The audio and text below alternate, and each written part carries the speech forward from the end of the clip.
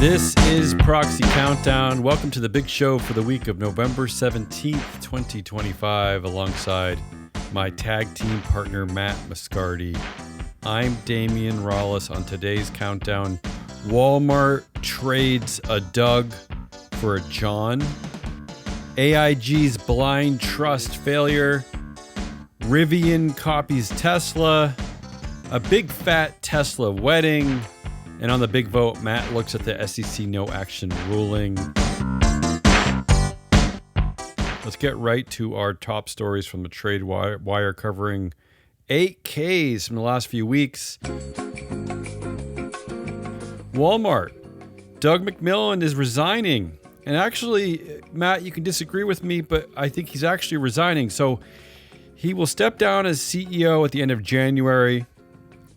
John Furner, who has been at the company since the 90s, will take over as CEO. John is already on the Walmart's board.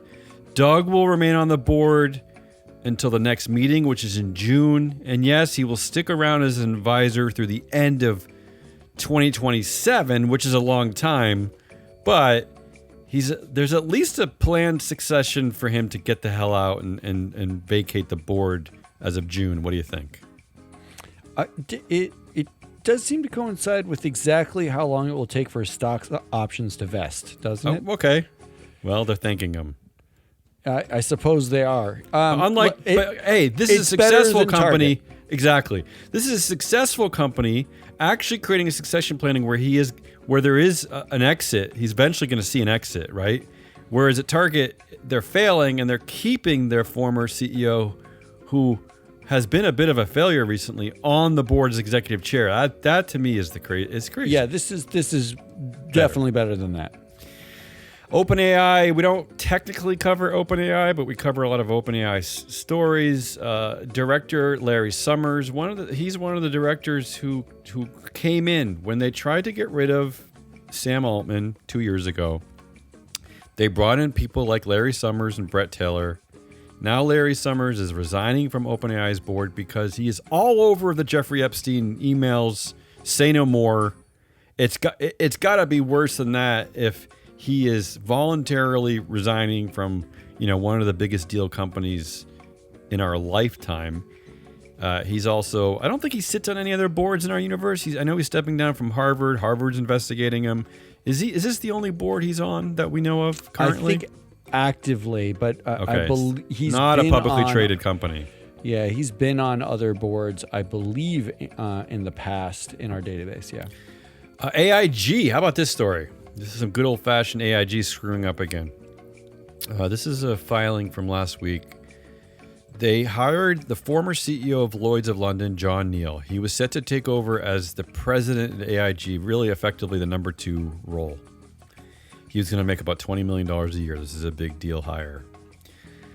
But now they put out a press release saying that they've mutually agreed to end the appointment, citing personal circumstances. Of course, they didn't go into any more details, but the story coming out from the Wall Street Journal is this.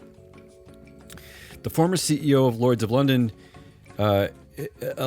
is being reinvestigated by Lloyd's because allegedly he had an inappropriate workplace relationship with Rebecca Clement, a former director of corporate affairs at Lloyd's, including some preferential treatment.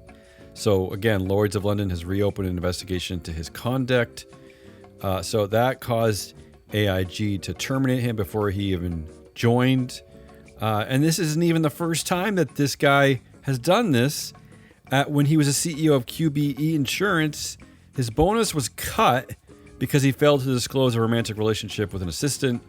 So bad luck there on AIG, which couldn't even do its own background check, I suppose. They just trusted him because he was a CEO. We don't see this very often. But that's the right question. The nominating committee, James Cole Jr. is the chair, Diana Murphy and John Rice are on it. There are board members whose job it is to do exactly this. And it's not that hard. I mean, if the reporting found these issues, how on earth did it get by the nominating committee? This is a C-suite, NEO. My guess is they didn't care until the news made them care. I mean, but I also think that this is what happens when the head of the nominating committee, his background was as general counsel of the U.S. Department of Education, right? Like that has nothing to do with necessarily finding the right fit person for one of the largest insurers in the world. It also suggests that as an executive. Also suggests maybe his influence isn't very strong at a corporation where he comes from the public sector. So this is the next obvious step here. If you're an investor, is to ask yourself whether these are the people that should be on the board running nominations. Even if they stay on the board, they definitely shouldn't be on the nom committee. At a minimum, you target either the nomination committee chair or the chair of AIG. Because this is a bad look. This was the guy hired to be the number two executive at the entire company. Let's move over to some money. This is the year of like. This is the year of like ridiculous retention grants. In no particular order, at Tractor Supply, CEO Harry Lawton III. I gotta go back one day and do the math. I feel like if you're the junior or the third, you get more retention grants. But he's getting a $20 million retention equity award for just keeping his job.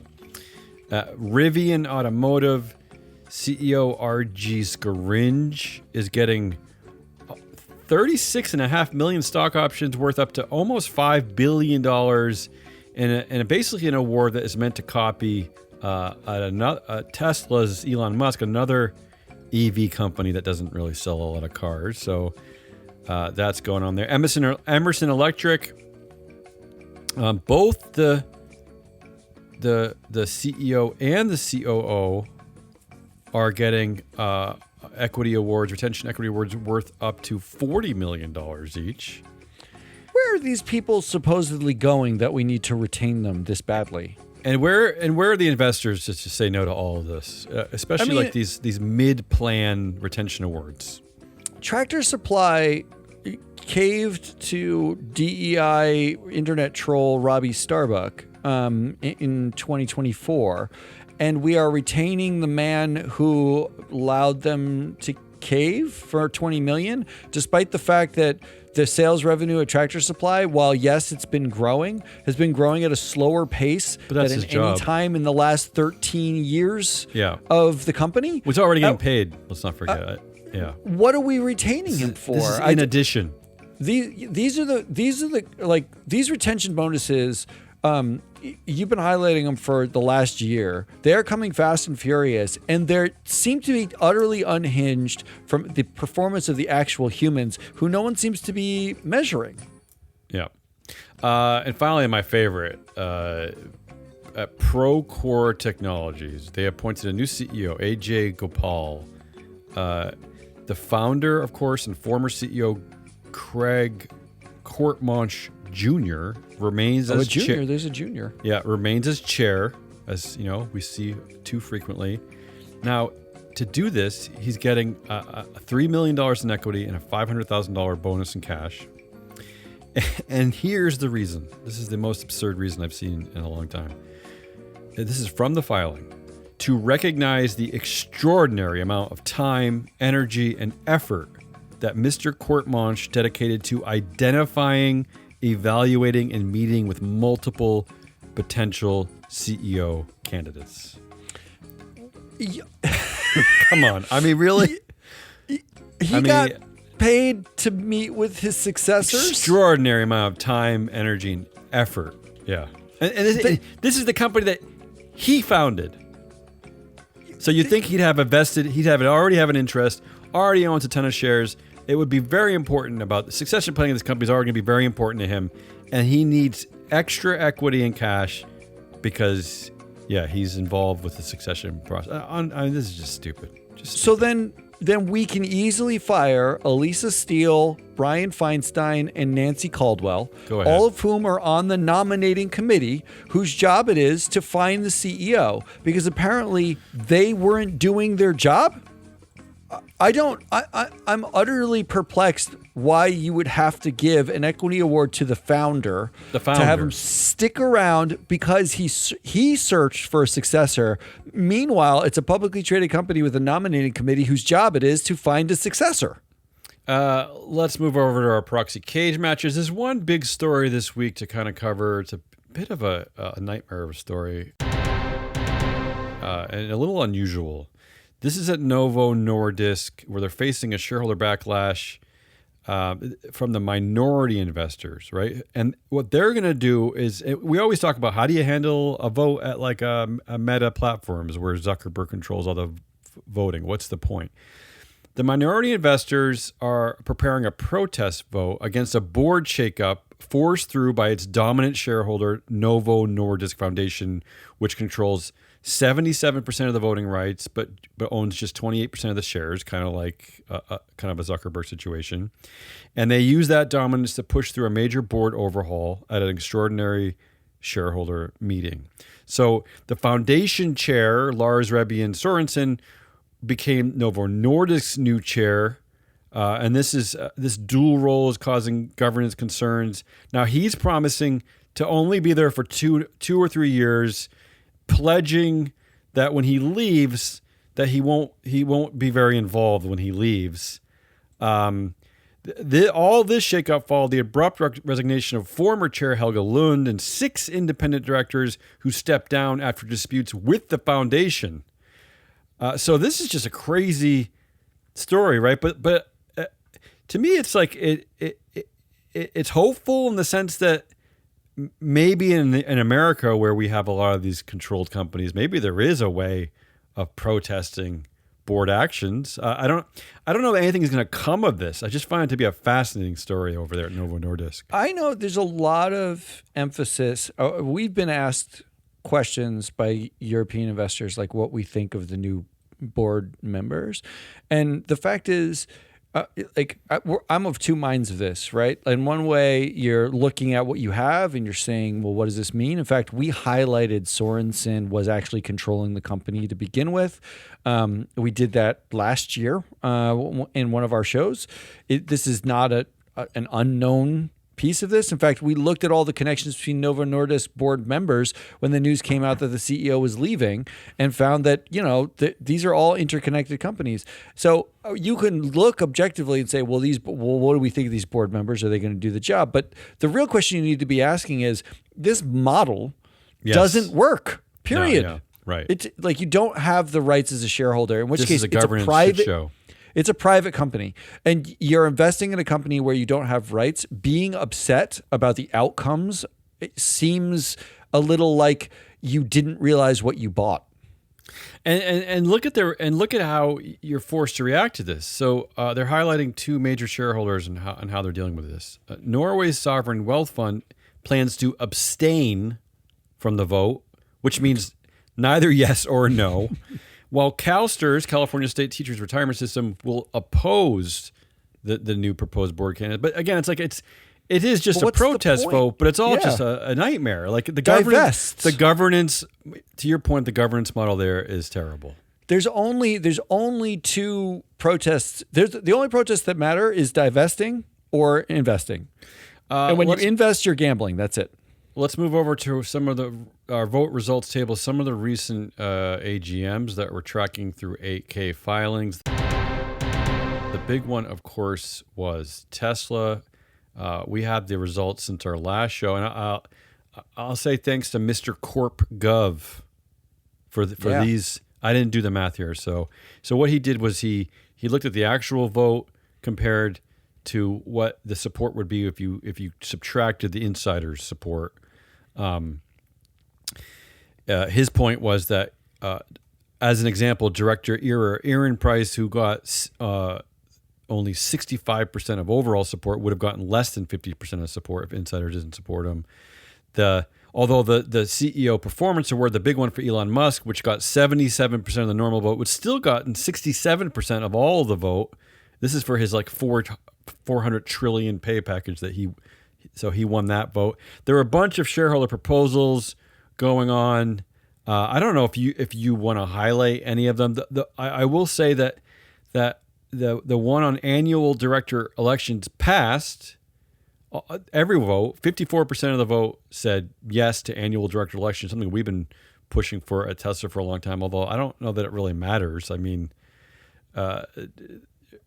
we investors at Tesla will go along with anything we've learned. But is there anything you want to highlight at Tesla?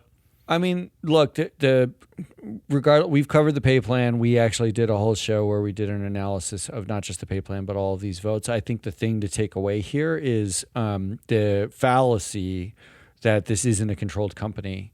Every one of the supermajority voting ones that would have allowed to get rid of the supermajority voting rule and thus allowed you to get rid of declassify the board because it's still a classified board structure. Those would have passed if insiders had cast their votes for them. Mm-hmm. And the company sort of gaslights you into saying the company proposed eliminating the supermajority voting requirements. It was a management proposal. But when it came time to vote, management did not back it, right? So the joke's on us because effectively what they're saying is we can make it look like we are aligned with other shareholders. And at the same time, as soon as they vote, it makes it nearly impossible to pass the actual proposal that they put up. There's not much else to really look at here. The one that was interesting, and you pointed this out, was the XAI board authorization of XAI investment. Which failed. Somehow. But 43% of the vote said yes. In a statement at the annual general meeting when they announced that it failed, they also said, but given the level of support, the board will consider this proposal, but not the other ones. Well, this is what I've been pushing for a while, right? I have this sort of unofficial rule, which is that, back when we worked for MSCI, right, they actually have a data point called the controlled company, which I think the threshold is if there is a single shareholder or a group of shareholders has 30% ownership of that voting power, that is considered a controlled company under MSCI's watch. I think they got that from GMI and the corporate library.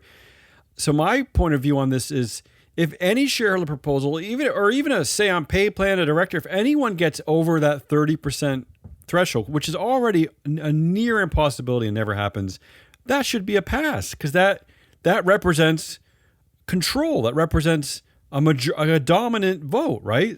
And that's what they're basically saying. They're saying it's close enough. Two things, two other things they should consider. Proposal number 10 was amending the bylaws to repeal 3% as the threshold for derivative lawsuits. 3% holdings means you have to own a tremendous amount of Tesla in order to bring a lawsuit, and no one will do it. And shareholder proposal suggested repealing that threshold and just making it open for minority shareholders to be able to vote. That got 35% of the non-management vote, nearly the 43% of the board authorization of XAI investments, but they didn't announce that they would consider that given the high level of support for that. They also didn't say the same thing if you look at the Ira Arempress's votes for. Good point. Why on earth are we not discussing whether or not he should be on the board? Yeah, because 35% of shareholders said no to him. I mean, none of this is that surprising because if Tesla invests in XAI, that's great for Elon Musk, and the board is entirely captured by Elon Musk. Yes.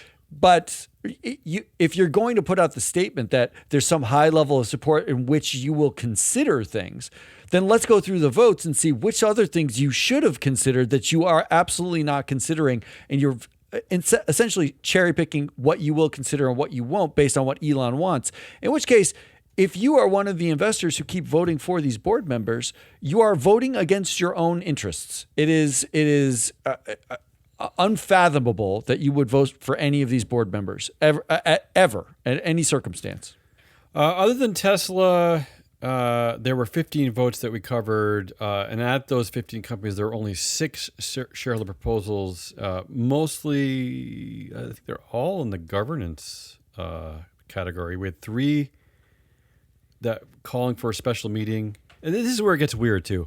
So at Texas Pacific Land, a call a special meeting proposal got 15% support. But at Jack Henry and Associates and Lamb Research, they both got over 40% support. I can never really understand that. And then we had a few like separate CEO and chair at Cisco that got 34%. At Fox Corp, simple majority vote, 38%. Again, we're seeing a lot of these votes over that 30% threshold, and I think these companies should take that vote seriously.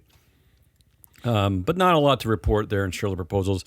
Moving on to directors, there's really rarely anything ever to report in this category other than at Tesla, which actually there's some very strong dissent against the Tesla directors. The only other company that had notable dissent worth pointing out, I think, is both Fox Corp and News Corp. They both separately had their AGMs.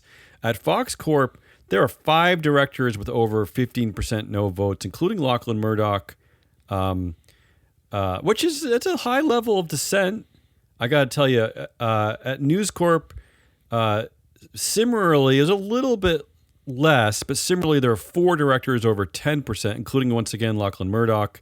So that's an interesting sort of trend. I can't fathom the Lachlan Murdoch got 17% no at Fox Corp, but 10% no at News Corp. Well, it's a slightly different the same ownership, human right? being. Like he is slightly different ownership profile there.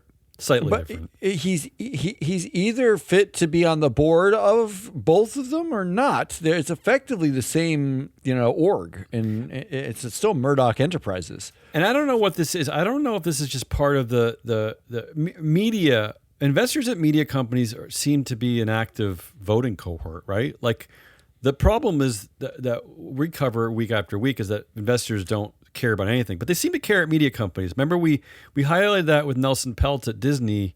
Yeah, everyone wants to be involved at media companies, and to that point, other than a handful of companies where investors were saying anything, at the 12 other companies, the average support was either 96%, 97, 98, 99%, like all in the high 90s at the 12 other companies for the whole board, the entire board. It's not shocking. So that's go ahead. To your point on the media, it does seem like, if you don't buy a sports team as a billionaire and have that be your toy, you buy a media company, right? Yeah, so why can't we get involved with understanding the directors of all your companies, all the companies? Why do we have to just focus on like Disney and News Corp? But anyway, that's actually all I have. I'm happy to hand it off to you. You are covering SEC no action, SEC no action ruling that came out this week. Yes. So let's just summarize what happened. The SEC actually released a little bulletin, a little update. Effectively, they blame the government shutdown and general guidance of the members of the Department of Finance to issue the following ruling, quote, the division has determined to not respond to no action requests for and express no views on companies' intended reliance on any basis for exclusion of shareholder proposals under Rule 14A8. What that means is the typical process here is a shareholder proponent like Jim McRitchie or John Chevedden or Ken Steiner or the National Center for Public Policy Research or National Legal Policy, anyone, woke, anti-woke, governance, religious. You have a shareholder proposal. You go to the company, you file it with the company. The company will go to the SEC. They have to go to get a lawyer, a third-party lawyer to write up a basis, but they will argue with the SEC in a letter, we think we should exclude this from the proxy for the following reasons. The SEC will then say, effectively, no, sorry, you have to include it, or you can exclude this. There's no action, here. Like, we don't care what you do. No action means we will not take action against you, the company, if you exclude it, is what it effectively means. Now the SEC is saying, because of the government shutdown and because of general guidance, they will not take action on any shareholder proposals unless those proposals contravene a state law, in which case they're basically going to relegate it to the states. Okay. So effectively, they've set it up so that every company, if they want, can reject a shareholder proposal. Yeah, and many of them will want. Or maybe we just won't see as many filed. I mean, there's no way we're going to see as many filed, right? It's hard to say yet. But that's the basis. That's basically what's going on. The SEC is saying that's a pretty big one. It seems pretty big. And there's a lot of sort of breathless coverage of this that includes, like, here are just some of the headlines I saw. The change has the potential to end shareholder proposals as we know them, a former SEC Corporation Finance Division director told ESG Dive. Shareholder advocates push back against SEC's move on no action requests. U.S. outlines new approach for proxy disputes, seen as blow to shareholder activists. Effectively, there's a lot of breathless coverage about how this is going to kill shareholder proposals, and it may kill shareholder proposals. I mean, it will, right? I mean, I think they're gonna still let through some of the governance-y ones. Maybe they want to know what investors think about, calling a special meeting that's going to be the interesting part. So what we will find out pretty they're not quickly, binding anyway. So maybe they just want to know the opinion of the investors. That is important. That's an important distinction. These are not binding. But we don't know what the anti-woke think of it yet. I looked at all their websites, looked for all news releases. Nothing was actually disclosed about this, which is ironic because they are now the bulk of shareholder proposals. Yeah, and you have to wonder, maybe this was their intended action in the first place. Let's flood the proxies with these nonsense, hateful proposals, and then everyone's going to get sick of everything, and we'll get rid of all of them. It may be, if it is, that's sort of a backward secret genius I'm thing sure to there's do. nothing genius about any of those people. Does not seem to be that. I actually think their fundraising is predicated on the fact that they file more and more of these proposals, right? They are nonprofits in general. But the interesting things, what we'll find out as we go through this U.S. proxy season is which companies will allow proposals even though the SEC it's interesting. would allow you to exclude them. And it's a different kind of political litmus test, right? So maybe at your more like MAGA companies like your Caterpillars and John Deere, maybe they'll let some of the anti-woke ones go through. And maybe at your more like liberal companies like your Apples or whatever, maybe they'll allow some of the human rights ones to filter through, right? That's data point number 2. Data point number 1 will be which companies allow a proposal to go through and don't actually seek to exclude it. Data point number 2 is which will allow only certain proponents through. Will they signal sort of pre-existing relationships with some of these proponents? Because the as you so's of the world, they have been engaging with some of these companies for 20 years. They know the directors, they know the boards, they know the executives. They're not actually antagonistic relationships. No. They're actually more sort of collegial in as much as you've known them and you're just asking for something and they may not want to give it to you, but they're saying like, let's put it to a vote. Let's put it out rational in this system where we rely on independent oversight and checks and balances, any rational organization would constantly be welcome to the opinions of everybody just in case, right? I mean, they're not binding. You should always take the poll of your investors just to see what's up. I mean, as we see, most of this stuff falls in the like 7% yes category anyway. So there's usually no harm in just seeing what's up, right? There becomes a question: which proponents are allowed through at a higher rate? Do you maybe see it'll be interesting for once. Jim McRitchie and John Chevedden and As You Sow get through? Do you see the National Center for Public Policy Research get through? Who gets through? And then lastly, the third data point you'll get is the companies that flat out reject all shareholder proposals. There'll be a lot of that. You'll see, up until through 2024, companies that would get 2, 3, 5, 7, 10. Amazon gets sometimes 20 shareholder proposals. Tech companies certainly get a lot. Over long periods of time, over the last 10 years, they've been getting multiple shareholder proposals. All of a sudden, 2025, they get none. Zero. Thank God, SEC. Now we're finally at a point where, like a Mark Zuckerberg controlled Meta platforms, no one can have a say about anything anymore. Like we can't even ask the question anymore. It's just Mark's empire. Right? It's over. Which is when you combine this with the earlier guidance in the bulletin from earlier this year, in which they said an investor that is effectively asking an ESG question of the board could be considered an activist and have to file as an activist investor, right. Which is basically the filings are monumental. The amount of paperwork you have to do is monumental, and it would kill BlackRock and Vanguard and the majors in their ability to actually do anything except file the paperwork. when you combine this with that, you have semi-privatized companies because the votes are for most directors aren't even binding, in as much as if a director has to submit a resignation, it can get rejected by the board, like Jay Hogue. And now there will be no shareholder proposals, so you can't even do that, and you can't engage with them. You can't talk to them. Right. So there are a lot of sort of questions around this.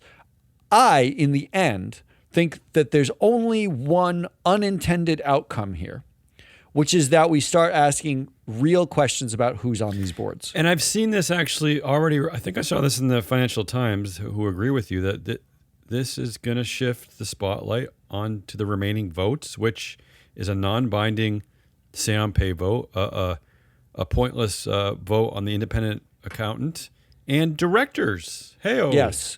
So let's be clear about the numbers. And we covered this at the end of last proxy season, but 73% of all votes in 2024-25 were for directors. 25% were for management proposals like auditors and say on pay, and 3% were shareholder proposals. So right. Well, the first three are mandated votes. What we've eliminated is 3% of your voting that occupied 98% of the air in the room. Yeah. All we talk about in all the media was talking about, and we've said this for 2 years, all they talk about is shareholder proposals, and all the shareholder proposals lose. Like the proponent average vote share rates in the last year, activists on average get 23% yes. That doesn't include director votes. That's just bylaws and proposals. And those are activist investors with economic stakes in the companies. The anti-woke got 2%. Pension funds get 12%. The ESG folks get 10%. Governance was by far the highest at 29%. Those are the Jim McRitchies and John Chevedens of the world. Religious investors, 10%. The only proponents that actually won in 24-25 were governance proponents at an 18% win rate.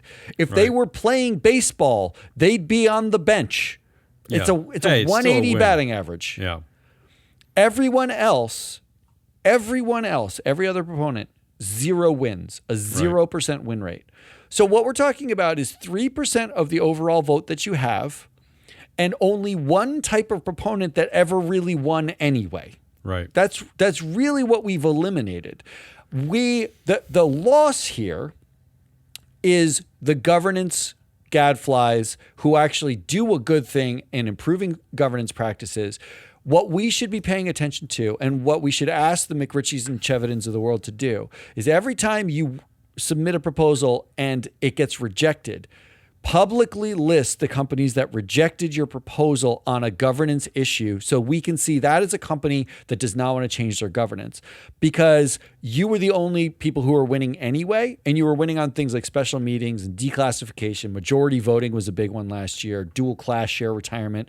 That's all them, right? And they're companies that don't want to listen to their shareholders, don't care what the shareholders think about things. Right. The important data point here is going to be, if you guys get rejections, I want to know who rejected you and what you were asking. Especially for the McRitchies and the Chevedens, there's no harm for any of these companies to put a flyer out and see, like, hey, if 70% of the investors want to change the threshold with calling a special meeting, so be it. Like, let them do it. But that's the real loss of this ruling by the SEC. We could lose. The important thing was the governance forward progress. The other big loss here is engagement teams. Because, as I mentioned, you can't really engage if it's viewed as collusive or if you ask the wrong questions. Like, engagement chilled over 2024-25, and it's going to be even less now. Doesn't have to be. You can engage with directors. But engagement teams spent most of their time thinking about issues like what's in a shareholder proposal. Yeah, but because they were too afraid to think about who were the directors on the boards. But you don't need massive engagement teams to run engagements anymore. I actually think we're going to see mass layoffs across Why BlackRock, can't they Vanguard, engage State with the Street board? engagement teams. Why can't they engage with the board, the directors themselves? I know they're afraid of doing that, and they don't want to make enemies. But why can't they? It's not that they'll make enemies. It's if they ask a question or look like they're demanding something of the company. They if won't be there's invited a back? perceived quid pro quo, they have to file as activists if the companies report them Right, to right, the SEC for that. Which means they don't have an incentive to actually talk to the directors or engage with right. the boards themselves. And therefore, you don't actually need a massive team to do that. And BlackRock has a team of like 30 people whose job it is to do engagements and analysis of how to vote. Well, this is a big year for layoffs, so why not? Now all of this can be algorithmic. Proxy voting is going to move into data, not AI, but it needs to be data driven, which means like the free floats of the world who have data on directors or individual data sets, because ISS and Glass Lewis have bowed out of doing recommendations anymore. The data has to drive. So now you don't need a team of 30 to engage. You need a team of 5 to look at outliers in the data. And ISS and Glass Lewis never had objective data. All of their opinions at the end were subjective. Well, as is clear by the Cracker Barrel voting out Gilbert Davila, right? Like they've moved entirely into a realm of politicized vote recommendations as it is. And I'm talking about other than like counting like how many boards they sit on or that type of thing is objective. But for the rest of it, they don't know what they're doing. I mean, they change their vote depending on if there's an activist involved or not, depending on right? So whether they want to make favor with that activist, right? So they're fickle themselves. But here's what this ruling didn't change. Okay, most of the votes were non-binding to begin with, right? Like very few of the votes that now will be excluded didn't really matter anyway. Company doesn't have to listen to you. Of course, yes. And everyone like not named Jim or John lost every single time anyway. Like it's true.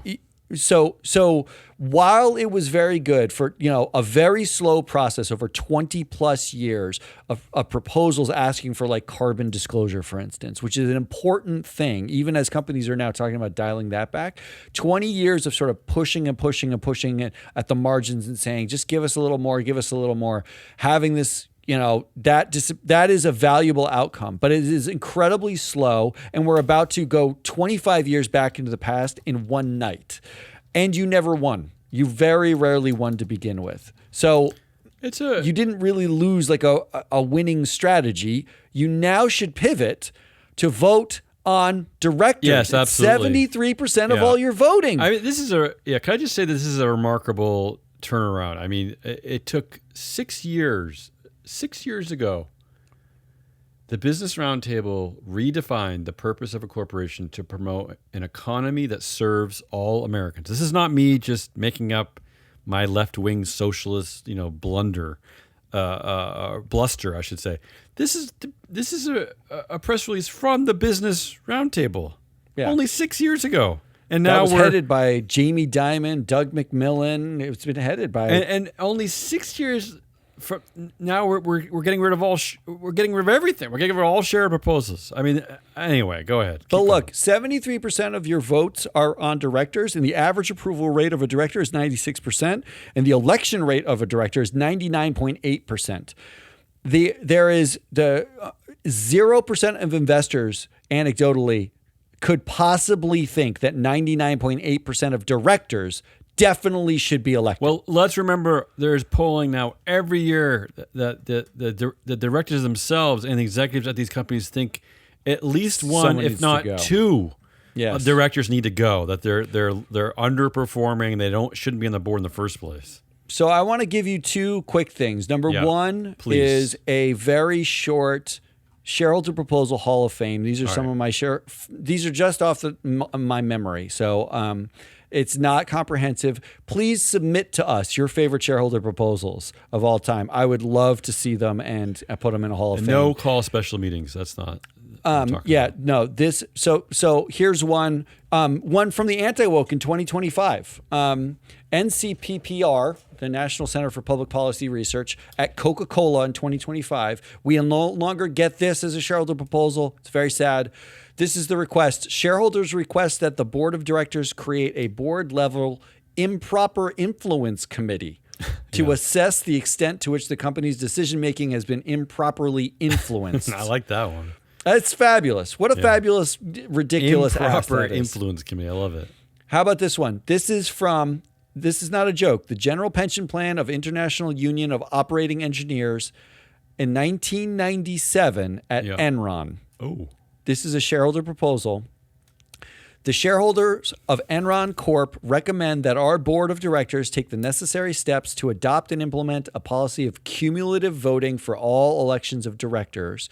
The supporting statement said, in the American corporate governance system, this is 1997. Yeah. In the American corporate governance system, the election of corporate directors is the primary vehicle for shareholders to influence corporate affairs and exert accountability on management. Ooh. They said that in 1997. And imagine if they had won that vote. Right. Would that board have stayed on Exxon? Enron? Would we be talking about Enron as the biggest accounting fraud failure of all time? Yeah, I think Bernie Madoff and Enron at this point. Yep. Speaking of Exxon, Bart Naylor put this one at Exxon in 2001. Resolved. The shareholders urge our board of directors to take the necessary steps to nominate at least 2 candidates for each open board position. The names, and it goes on, and that the names, biographical sketches, SEC required declarations, and photographs of such candidates shall appear in the company's proxy materials. I mean, that's 2001. Well, you know what I noticed I spent a little bit of unfortunate time watching the Tesla annual meeting a few weeks ago. And while they gave some of the shareholder proponents some time, barely, to be fair, and the audio was horrible, they gave them some time to make a statement. Where were the directors? I wanted to hear they needed to stand up and give me why are you going to keep me? They're nothing. I'd love a speech, yeah. Right, and to Bart Naylor's course, of course that there should be more candidates than there are board seats. I mean, ridiculous. Well, that brings me to my favorite, and this is the last one for the Hall of Fame. My favorite. There's one from 2024 and one from 2025, but this guy's done many, and you'll know who this is. Jing Zhao. Yeah. Classicist. At Intuitive Surgical in 2024, resolved. Stockholders recommend that Intuitive Surgical improve the executive compensation program to include the CEO pay ratio factor.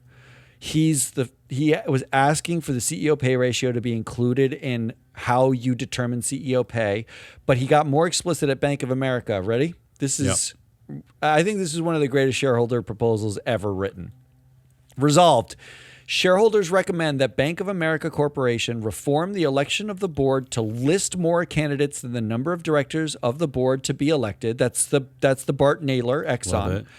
But he goes on to say, the American corporate boards and executives have become a class of oligarchy as defined by Aristotle according to his Politics. Mm-hmm. In this great classic, Aristotle demonstrated that in a stable community, the ratio of the richest citizen's land to the poorest citizen's land should not be over 5-1. Yeah, CEO pay ratio. There you go. One of the main problems of corporate governance is that American corporate boards are not democratically elected. Right. The company's boards need a democratic reform to elect members from more diversified candidates. Shareholders should have the right to choose from more candidates than the number of directors of the board to be elected. It seems like a no-brainer. I just love it. I mean, it's fabulous. Even the local water district that I'm voting on every year in Portland here, they have multiple candidates. And not to mention that, and I'm not going to belabor this because we're already running pretty long here. We're talking about MAGA, right? Make America Great Again. And it's always referring back to this pre-people of color, pre-women world. Yeah, when it was great in the 50s or whatever. Yeah. When this country became great with a lot of great, capitalist companies, right? The CEO pay ratios actually were basically 5-1. They were so low. They were very small. There is a precedence for this. Yeah. Right? I mean, back during the MAGA age, right? The original, whatever. This is not a crazy thought that the runaway greed of our contemporary American CEOs is it's an anomaly in history. So to his point, he's right. I agree with him. I love it. So Matt at freefloat.llc, send me your shareholder proposal Hall of All right. Famers. Okay. What else? Last thing, I know we're going long, but given that the new future is voting on directors, here's 2 ideas for how to vote on directors. Right. Simple things, right? We have tagged directors based on merit. And by merit, you don't mean like they're a white man. Yes, correct. I don't mean that. Okay. I mean their leadership background, their knowledge of the industry, whether they have an economic interest in the company, whether they have powerful friends. So objective criteria. Outperformed. It's subjective. It's objective criteria. Are you listening, it's data. ISS and Glass Lewis? Yeah. We basically said if you've got any 3 sort of components of merit, then we'll tag you as being a merit candidate. 41% of U.S. directors get tagged as merit candidates. All right. It's not nothing. 41%. That's something. That's something. 62% have core knowledge of the industries where they sit on the board. That's great because the other 33% are generally on audit committees and they shouldn't necessarily have direct, you shouldn't know how to make fertilizer Sell a burrito. when you're on the audit committee, right? So that's good. But only 17% of U.S. directors meet basic performance criteria. That basic performance criteria is ranking in the top half. It should be easy to rank in the top half of a thing. Right. The top half on earnings, TSR, and controversies. As in, these are directors who sit on boards, multiple boards. Those companies generate greater than average earnings, greater than average TSR, and they're better than average at controversies. Only 17% of directors who sit on multiple boards meet that very basic criteria. And we know from the data that merit candidates, they actually only average 9% influence, where candidates without merit average 12% influence. Right. We know that women... Because as my joke would suggest at the beginning, the meritocracy has represented a boys' club, not necessarily a skill set. We know that 46% of women who are active in boards, who have board seats now, are tagged as merit candidates compared to 39% of men. Mm-hmm. Merit is actually not split evenly by gender because women are held to a higher standard. But those men, they have 9.5% influence and the women have 8%, right? So basically you have situations, women are held to higher standards and given less power even when they merit the position. Mm-hmm. So number 1, consider merit. If you have to change the way you're voting, start with that. But number 2, vote on performance. You now can do this.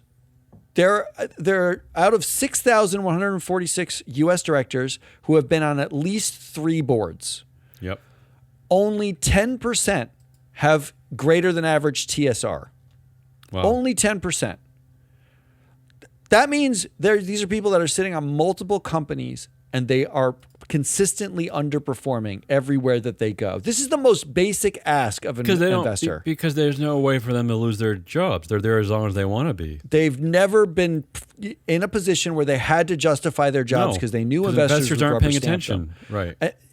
And the most basic thing as an investor you want is just produce market returns. I'm not asking for something crazy. I'm not asking for social justice or human rights. I'm just saying make my stock go up more than average, right? Just basic average. But if you did care about something like carbon, for instance, 38% of U.S. directors outperform on carbon intensity. So that's pretty good. Right. But 17% of U.S. companies have set a science-based carbon target, and 25 of the companies that have set a carbon target, there are 32 companies where at least 25% of the board is in the bottom performers of carbon. In fact, at 2 of them, Hilton and AT&T, not only have they set a carbon-based target, but more than half of the directors are on the bottom of carbon. So the question is, if you have an expectation that a company is going to deliver on a carbon target, you should ask who is going to deliver on that expectation. And if the entire board has demonstrated an inability to do it, vote them out. These are possible to do now with just the numbers. I think to your point, there's an objective way to identify the candidates to vote out based on based on the stated need from surveys that directors and executives want at least one or two directors off their board. Just go to the objective criteria. Start there. Yeah, start there. I mean, you don't need to look if they have a symmetrical face or if they also like the Red Sox, or start with the objective criteria.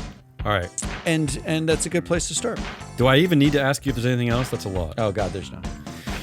That's the proxy countdown for the week of November 17th, 2025. Join us in the future when we jump back into the alternative democracy pool. Forever on the lookout for shareholder shenanigans, dopey directors, scandalous CEO pay ratios, and wayward band-aids. The band-aids are still.